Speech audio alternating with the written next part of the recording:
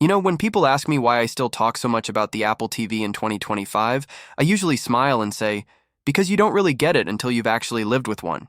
And honestly, I was just like you at one point. I thought, smart TVs were already enough. I mean, they come with Netflix, YouTube, Disney Plus, Amazon Prime Video, and even random streaming services that you never asked for but end up installed by default. So, on the surface, why would anyone spend extra money on another box, right? That was my mindset too. But let me tell you something straight. After I got my hands on the Apple TV, my entire perspective flipped upside down. And the deeper I went, the more I realized this isn't just a streaming gadget. It's practically the missing brain your television desperately needed but never had. So today, I want to take you on a long, detailed breakdown of why this little box has turned into one of my favorite Apple devices of all time, and why in 2025, when the competition is at its peak, Apple TV still manages to stand out and feel like a must-have. Let's start with the thing that nobody in showrooms ever tells you when you're buying a brand new television. You walk in, you see these massive OLED panels, gorgeous QLED displays, everything blasting with colors so rich that you almost feel like you're staring into another world. But here's the dirty little secret. Those TV companies are absolutely phenomenal at making displays. But when it comes to the actual computing part, the software, the processing chip, the navigation, they usually drop the ball big time. You're essentially getting a Ferrari's body, but with a 20-year-old rusted engine inside. And that engine is what makes your brand new television feel outdated just 6 months after you bought it. That was my biggest frustration with smart TVs. They're great at first, fast enough, smooth enough, but slowly things start getting sluggish. The Netflix app takes forever to open, YouTube takes its sweet time to load, thumbnails refuse to appear, and sometimes the whole system freezes until you pull the plug out of the wall. Now, Apple being Apple, they didn't want to play that game. They looked at the problem and said, why don't we just throw the same kind of powerful chip that runs our iPhones and iPads into a tiny box and connect that to the TV? And that's exactly what they did. This Apple TV is literally powered by the A15 Bionic chipset, the same one that powered the iPhone 14. We're not talking about a weak processor from 10 years ago. This is a beastly chip that still performs like a champ today. The moment you start using it, you realize how snappy and fluid everything feels. Opening Netflix isn't a gamble anymore. You press the button and bam, it's there. You jump from YouTube to Disney Plus and it's almost instant. Fast forwarding or scrubbing through a movie doesn't feel like torture.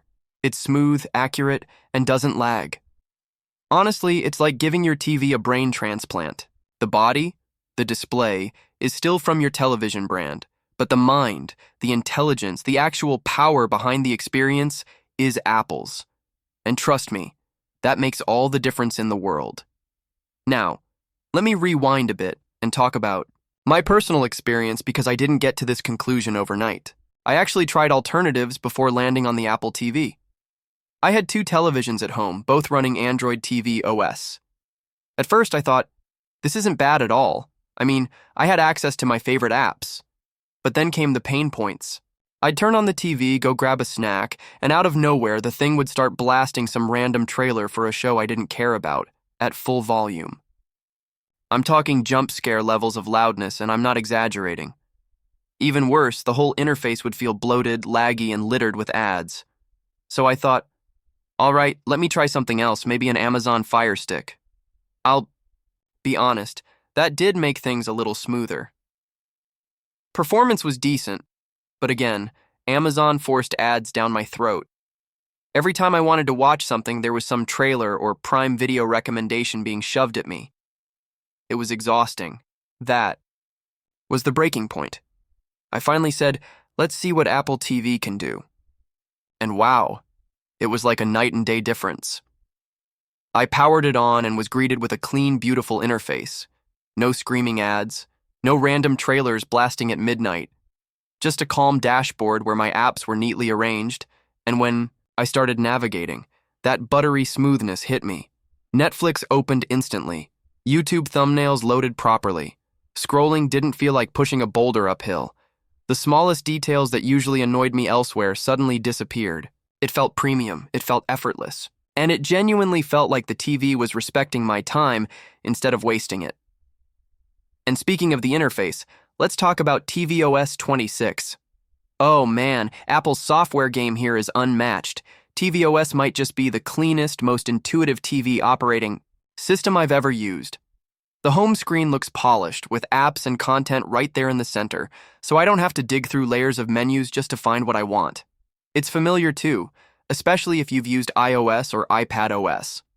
That comfort goes a long way when all you want to do is crash on the couch after a long day. And the new liquid glass animations in tvOS 26? Gorgeous. It's subtle, it's slick. It just makes the whole experience feel alive. Plus, Apple actually updates tvOS regularly, not just with bug fixes, but with meaningful new features. That's something most TV manufacturers simply don't bother with. They sell you the TV, throw in a half-baked operating system, and then forget about it. Apple, on the other hand, keeps improving the product long after you've bought it. That's the kind of long-term support I want in a device. Now, let's get into something that really surprised me: gaming on the Apple TV. I didn't expect much here because, come on, it's a little streaming box, right? But Apple Arcade changed the game. You connect a Bluetooth controller, fire up titles from the App Store or Arcade, and suddenly your Apple TV is pulling off graphics that look shockingly good on a 4K screen. I'm not saying it's going to replace your PS5 or Xbox Series X of course not. But for casual gaming, couch co-op with friends, or even playing solo, it's way better than I imagined. And because of that A15 chip, everything is crisp, responsive, and lag-free. I've had actual gaming nights with friends playing Tennis Champs TV, and trust me, I won more than I lost. The whole setup felt fun, and that's not something I could ever say about gaming on an Android TV or Fire Stick. But here's where the Apple TV really flexes its muscles: the audio-visual experience. It supports 4K resolution, HDR10, Dolby Vision, and Dolby Atmos. Now, these are all fancy buzzwords you hear thrown around a lot, but here's what it actually means: jaw-dropping visuals and immersive sound that transform movie nights into something special. Blacks look deeper, colors look more vibrant, motion feels smooth, and when you pair it with a good sound system, the experience is downright cinematic. And get this, you can even calibrate your TV's display using your iPhone. Hold it up to the screen. Let the sensors do their job, and in under a minute, your colors look more accurate, more balanced, and simply more professional. That's insane. I paired my setup with a JBL soundbar and subwoofer, and let me tell you, when that bass hits during an action scene, you feel it in your chest. It's that powerful. Let's not forget the Siri remote. Usually nobody cares about remotes, right? They're boring, clunky, and half the time they disappear between your couch cushions. But Apple somehow made a remote that feels premium and actually fun to use. It's sleek, made of aluminum, and the touch-enabled click-pad makes scrolling intuitive and oddly satisfying. You can jog through a movie timeline with a circular gesture, and it feels almost like using an old-school iPod wheel, but modernized. Plus, Siri on this thing is surprisingly reliable. I can literally say, "Play Suits," and it pulls it up instantly on the platform that has it. No endless searching, no buffering, just results. And when I'm too lazy to even pick up the remote, which is often, I can just grab my iPhone and use it as a remote. Apple makes sure the ecosystem integration is seamless. And trust me, that's a lifesaver when you're half asleep on the couch and don't want to move. And speaking of the ecosystem, this is where Apple TV becomes a no-brainer. If you already own other Apple devices, you want to share photos or videos from your iPhone, just AirPlay them to the big screen. You're on a FaceTime call? Place your iPhone near the TV, and boom, continuity camera kicks in, and now you're video chatting on your television. AirPods connect seamlessly for private listening. It all just works. That's the magic of Apple's ecosystem. Now let's tackle the elephant in the room: the price. The Apple TV 4K in 2025 starts at $120 for the Wi-Fi only version with 64 GB storage. There's also a $149 version with an Ethernet port and 128 GB storage.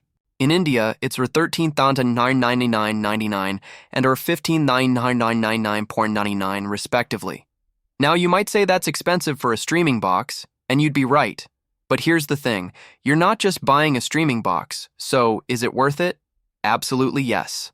Once you've lived with an Apple TV, going back to the laggy, ad-infested mess of a regular smart TV feels like stepping back in time. Everything feels premium, polished, and respectful of your time. For me, it has completely changed the way I interact with my television. And in 2025, even with so many alternatives out there, I'd still say Apple TV is the most underrated yet essential Apple device you can buy.